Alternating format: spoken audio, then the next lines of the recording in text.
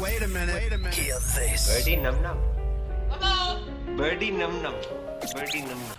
Check one, check two. What is going on, ladies and gentlemen? And welcome back to another episode of the Birdy Num Num Podcast. The BNN, Sanjay Manaktala here. I hope you are having a good week. I am also having a good week. Back on video for anybody checking out my beard. I haven't shaved, if you call this a beard. We always have a nice open dialogue, you and I, on the Birdy Num Num Podcast, where I open up about my life and you guys also send me things. And recently I had put out a blog post about for the Canadians, about Indian men being mama's boys. So the question I ask you, dear listener, is, are Indian men mama's boys? And the answer, I would say, is yes. Undeniably yes. Even the woke, the hip, the cool Indian man who's like, I just don't believe in all these things. And, I would never expect my wife to not work and just be in the kitchen. Nobody expects that these days, bro. But that doesn't mean you're not a mama's boy, okay? Most of us, myself included, are mama's boys in the sense that being a mama's boy is fine. It's a badge of honor. It's about love and respect and Indian culture. And we are not spoiled and weird like a lot of our friends named Jeremy or Brandon. But when being a mama's boy is a problem is when you're working on your baby mama. You know what I'm saying, bro? Okay? Like, I think most Indian men, again, myself included, struggle with basically your mom, whether you like it or not, is always going to be looking after you, because for a lot of mothers, Indian or not, it gives your parents meaning because they've spent so much of their life sacrificing for you. You imagine the one who sits there mindlessly on Facebook, Twitter, and Tinder and listening to my podcast. Well, this is productive, right? Productive. What's with my pronunciation today? But most of us, in Indian societies, we have parents, and, the women are also not innocent here. I know a lot of ladies, my wife, a lot of ladies who call their parents for every little thing, which is fine. It's communication. They have a nice open dialogue as well. But it can get problematic. On the flip side, white people, they kick their kids out at 18 and they're like, my job is done. All right, time to get on my second marriage or to meet your stepmom or whatever they do. That's my really lame observation. That's totally wrong, but whatever. But most of us in Indian society, we have parents who smother us with love. And it's not even the shouting and the screaming is love to some degree, and we're just so used to being around our parents that I feel for a lot of parents, especially mothers with sons, which is the point of this podcast, because I am a son and I have my mom, and, that can get a bit overwhelming for them when they don't realize, what marriage means or what getting older means. Like when your mom has put you at the center of her universe, number one, you start expecting everything. Like, where are my socks? Or leave me alone, or I'm not hungry. And then you come home at 2 a.m. and you're like, I'm hungry because I got so drunk I forgot to eat. And your mom is there ready to make some chapatis at 2 a.m. or ready to ask you about your day or ready to hear about your problems or ready to do your laundry or iron your shirt. And you little spoiled piece of junk, you take it and you're used to it.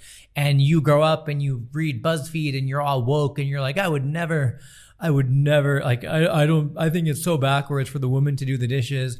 But then you find yourself sitting after dinner on the phone, mindlessly scrolling, wasting time while your wife, good luck talking to your wife the way you've got used to talking to your mom. And by no narcissistic or negative way am I saying that you are a bad person or, you are disrespectful of the ladies. I'm just saying a lot of Indian men in our society, even Indian Americans and Canadians, I think we're even worse because we act like we're not privy to like, oh, that's like an India thing. Yet if you're just sitting around doing nothing, you're pretty much doing the same thing. You're not saying it, but you're showing it, and that's even worse. And by showing what, I mean an example being after dinner, you're not getting up. And sure, if your wife is like, sit down, I got it, do other things, or at least be productive, but do not just sit on your phone, eating ice cream, watching TV. Can you get me a glass of water, please? So I find that there's nothing more dangerous than somebody who thinks they don't have a problem. And I'm not saying this is a big problem, but I know in our society, dude, Indian mothers, they fascinate me. And even the hip ones, even the ones who are like, I told him to get out of the house, or I told him not to be that way. I mean, maybe, she's fine with the son leaving because she still has, maybe she still has her husband and their marriage is now, they're traveling the world doing their thing. But I know a lot of Indian mothers and fathers, one of the parents or the grandparents, might depart or split up or whatever beforehand. And then that single focus of a single parent is just on, the son or daughter. And that can be overwhelming for a lot of people because we are taught and we are happily teaching, ourselves and others. And we wear like a badge of honor. I will take care of my mother, and putting them in a retirement home is a white people thing. And I would never do that. And I would take care of my father and this, that. And yes. But. Just as, your parents raised you into adulthood, you're going to have to raise them into their sunset years. You know what I mean? I think it takes a true mark of a Indian man or South Asian man or Bangladeshi, Sri Lankan, whatever, to learn how to manage their parents. I know a lot of my friends' moms, my mom included, I'm open to discussing it, whatever, where,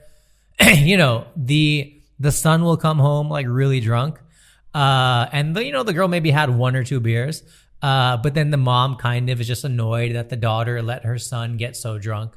And not like, how could you drink? Women shouldn't drink alcohol. None of that. It's just like, how could you not take care of, this idiot? But how can the idiot not take care of himself, And don't get me wrong. There's a time and a place when, kids are in bad relationships where they should, what's the word I'm looking for here? Where parents should get involved. But as parents know, dude, I think one thing is Indian parents, they shield their children from the real nuances of relationships, whether it be like your mom is so loving to you and so sweet and such a good person, but many years ago, she was like a psycho to your dad, or vice versa. You know what I mean? Like, who is that bitch? I can't believe it. Hello, beta, have your dal. Like, have your dal, beta. I'm not done with you, Mahesh. Could you imagine all of our mothers just being some like crazy ex-girlfriend? Like, hey, yeah, And it's so interesting, dude. Like, your moms will let you as children get drunk, puke, do whatever, but when your dad is caught being a little iffy or whatever, she will not let him hear the end of it. And that's the thing. I feel, Indian parents, they want their kids. This is going to be a blanket statement, and I would love your guys' opinion on this. I feel Indian parents want to know their kids are constantly going to need them.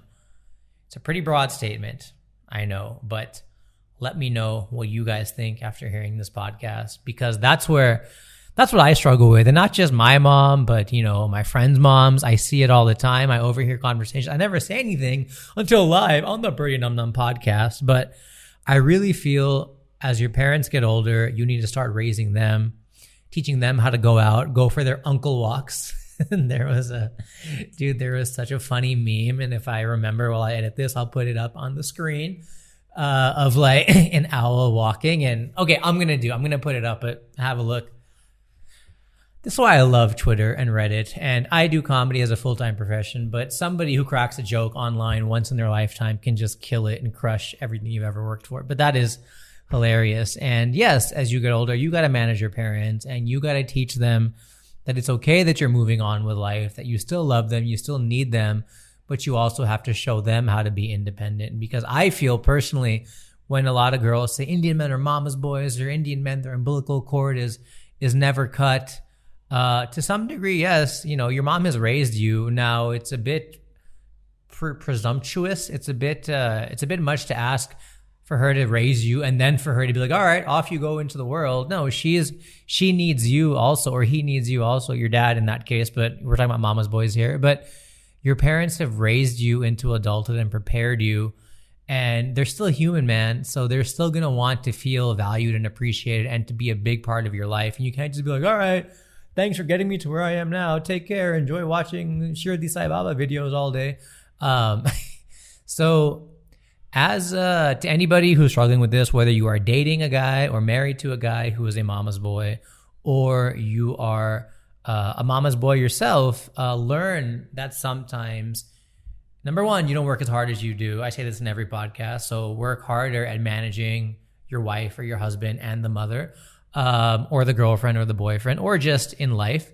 Number two, if you're a single dude and you just feel like your mother is smothering you, or you don't know what to do, or you're too dependent, I don't know, man. You know, life begins at the end of your comfort zone, and you also need to recognize, you know, send your mom an email if she knows how to email, or just tell her honestly, you know, this is the time I got to do me, baby. So I love you. I'm here for you 10 minutes a day. Let's talk on the phone, whatever. But, you know, if you don't cut that umbilical cord, I'm not going to get far out of the door, right? So a lot of parents will roll their eyes at this, like, ugh, I don't know what he's saying.